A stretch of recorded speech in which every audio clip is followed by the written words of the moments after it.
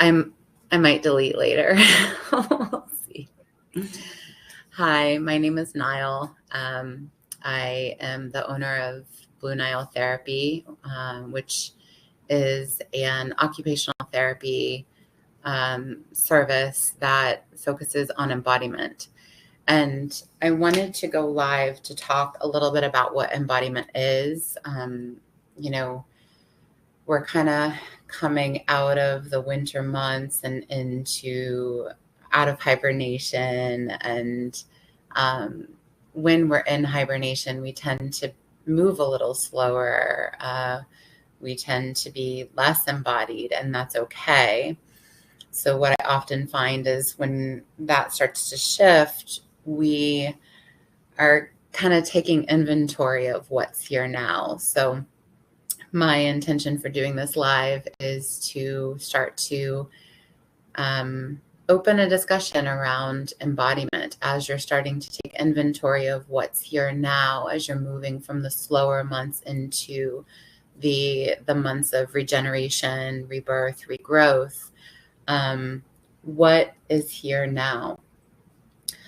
So embodiment is a tool that I use to kind of assess what's here now versus what we wish was here now, right?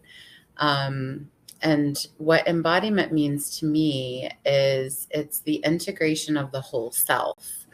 So, a lot of people, when you think about the body, you think about what you can physically see. And we don't really consider all that goes into our embodiment. So there is the physical body, right? That's incredibly important. What pain symptoms we're feeling, what's going on in our body today. But there's also other parts that make up our embodiment that are not physical and that we cannot see, but are absolutely part of our reality. And those are things like our emotions, our generational trauma, relationships, our genetics, the toxins in the environment, our belief systems, our thought processes, those that were passed down to us and those that were, part of our development, our upbringing. So all of that goes into what makes up you as well. And there is this kind of study that I use. It's called the 7 subtle bodies. And that's kind of the way I describe those other parts of you that extend off beyond your physical self. So those I refer to as bodies as well. Those are the emotional body, the mental body, the etheric body, the causal body. There's 7 of them. And this is something that is drawn from philosophies around Barbara Brennan, who wrote a book called The Hands of Light, and Therapeutic Touch, which is some of the work that I do. But what I primarily consider myself to be is a body worker. I am of the body. I find that when we start with the body, we're able to kind of have a cascade effect on some of those other more subtle bodies that we can't see. So starting with what we can see, starting with what we can control, will have a cascade effect outward. It's the principle of correspondence. As within, so without, as above, so below. So let's start with us, right? Let's start with what we can physically see and have control over. What I often find is because we are focusing mostly on what we can see and what's physically here, we don't notice when parts of those more subtle energies start to disassociate. And those disassociations typically happen as a result of trauma, okay? Which I think a lot more of us are beginning to understand and beginning to honor the fact that trauma absolutely can cause disassociation. I think the thing that we're still struggling to understand is what exactly is trauma. So trauma, the obvious examples are acute traumas, moments in time that happen to us that cause stress on our physical body and those subtle energies, the emotional body, the generational bodies. So as I'm talking, you're probably already starting to think of some traumas that you can remember from childhood or even in adulthood, or traumas that your parents had shared with you at some point. Some examples of those acute traumas are things like falling and injuring yourself, car accidents, drowning is one, near-death experiences are capital T traumas. So those capital T traumas do get stored in the body, and those moments of time create little disassociations where part of our emotional self leave. It also creates blockages in the physical tissue that then become very dense and thickened. But what we don't often think about are what are the little t traumas. The little t traumas are things like chronic repetitive strain. Think about in childhood, for example, if you were constantly exposed to a stressor over and over and over, that starts to get stored in the body, and it can cause little bits of yourself to leave in order to cope, in order to be with what's here now. And this is a really important point that I want to make here, is that the body is incredibly resilient. The mind, body, spirit, all parts of you are incredibly resilient. We will do what we need to do in order to adapt. Oftentimes, those disassociations are a means for staying adaptable and functional. So the body will constantly recalibrate to those traumas and come back to its form of neutral. The issue is that over time, if we're not recuperating and recovering from those traumas and coming back to our own embodiment, we start to pay the price as we age. So if the body is so resilient, if the body is so adaptable, if it can go through this trauma and then recover, why bother doing the embodiment work? Why bother going back to that trauma, healing it, and moving on? As we get older, the body stops being so resilient. And those moments in time that were solidified and pushed away, we pay the price for those as we get older. Our bodies, our physical bodies, begin to get more rigid and stuck.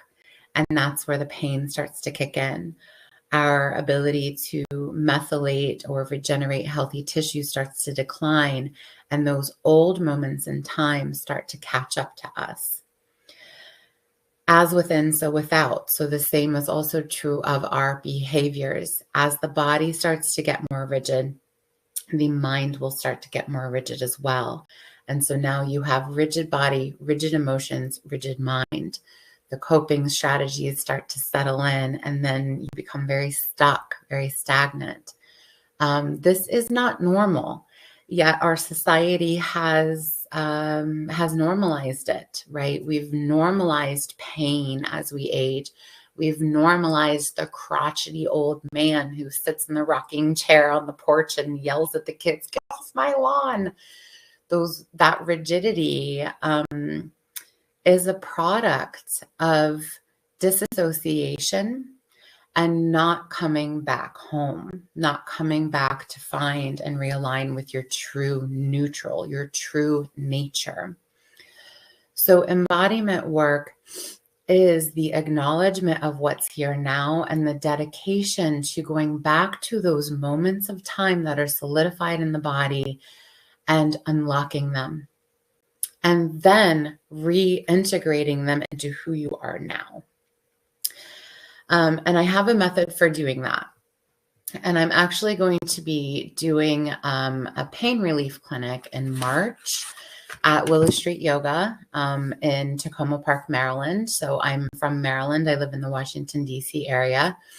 And I will be hosting my first in-person radical pain relief clinic at Willow Street Yoga. What's so exciting about this is that I get to work with you hands-on. However, if you're someone who's worked with me in the past, or if you've worked with me in the past online, or you prefer to participate in these types of things online, that is absolutely an option too. Or if you don't live in DC and you still want to participate, if these words are resonating with you and you still want to participate, then you can absolutely take this course virtually. So what is this course? The Radical Pain Relief Clinic is a 5-part series, and I'm doing it on Wednesdays from 6:30 p.m. to 8 p.m. Eastern Standard Time at Willow Street Yoga and virtually. And in this 5-part series, I'm going to be walking you through what I refer to as the 4 quadrants of embodiment. So I have a system for all of this very woo, very ambiguous concept of embodiment. I've actually figured out a way to break it down into its individual parts to help people come back to their bodies, to help people come home. So the first part of what we'll do, and this will be day 1 of this 5-part series, is I'm going to teach you how to assess. The assess techniques that I use are designed to assess what's here now using specific movements that I've created that are all, they symbolize coming home, coming back in. So there is a fair amount of integration and association, embodiment that happens when we begin to assess what's here now. So I'll teach you a series of movements in day 1. These movements can be a standalone embodiment practice that you do on your own every day. However, they're also designed to assess what is important in the body today. And when I talk about assessing what's important in the body today, I am teaching you methods of body scanning, but I'm teaching you methods of body scanning based on that considers fascia. Fascia is what connects us all on the inside. It's the great conductor of information. It connects one part of the body to the other. So when we're doing the assess movements and I'm teaching you how to scan your body, I'm actually going to be teaching you how to assess not what the symptoms in your body are, but what's connected to it, what's causing the symptoms in the body. So that's going to be day 1. Day 2, we're going to go into the 2nd quadrant of embodiment, which is connect. The connect quadrant is where we start to go deeper. That's where we go back to those moments in time in the physical body, and we connect with those spaces in the body. We go past the ego self, past those coping mechanisms, past those superficial layers of you, past those beautiful behaviors that you've developed as a means to staying functional and adaptive. We go past those, we go deeper. I like to think of it as we're kind of diving under the wave so the wave doesn't knock you out above. So under here, under the wave, that's where those moments in time are stored. And we're going to be accessing them through slow, sustained pressure of the fascial tissue using myofascial release self-treatment tools. So I'm going to be teaching you a lot of self-treatment strategies in day 2. And as a group, we'll be going deeper into those layers of you that store and hold some of those older moments in time that have caused the disassociation. So there will be a lot shifting, a lot happening in those moments. And you will be having new awarenesses. You will also be having a reorganization of the physical body, which then takes us into day 3, which is the integration of all of that. I find that oftentimes in most forms of healing, body work, even psychotherapy and meditation, yoga, energy work, even other forms of embodiment, I'll be honest with you, They love to open things up and create these amazing awarenesses and aha moments. And, we get off on those pivotal healing points. But practitioners don't spend a lot of time reintegrating it back into your body so that you can connect with your center, right? Because your center has shifted because of the disassociation, the disembodiment. So once you clear all the things that have kept you out of your body, we need to strengthen your center and start to come home. And that will happen in day 3 when I teach you a series of exercises that utilize neuromuscular re-education, peripheral neuromuscular facilitation, PNF, cross body patterns, getting the right and left side of the brain to talk to each other, and strengthening the postural muscles so that you can connect with your core. So this does draw on some scientific principles. This does draw on science. And we kind of get more into that in the 3rd quadrant, which is known as the explore quadrant, exploring the changes through movement and exercise and repetition over time. We will repattern the body. And then in day 4, that takes us into the 4th quadrant of embodiment. That is known as embody. So how do you embody the changes? How do you wear the changes that have occurred over the course of our time together? The 4th quadrant of embodiment, the embody quadrant, that's where we start to talk about real life. My background is I'm an occupational therapist. I really like to talk about, okay, how do the things you just learned apply to function? How do you take these things back into your daily living activities, back into your occupations, and embody them, embody this new version of you that is starting to come forward? That is where the routines and habits start to come into place. We'll talk about the real life stuff. What are the chronic traumas, the little t traumas that keep coming up in your life that are maybe pulling you off your center, this new center that you're connecting with? How can we eliminate or adapt to some of those so that they don't take us back into our old patterns? This is where we also talk about cellular health stuff. I'll be talking about SIBO. SIBO is small intestinal bacteria overgrowth.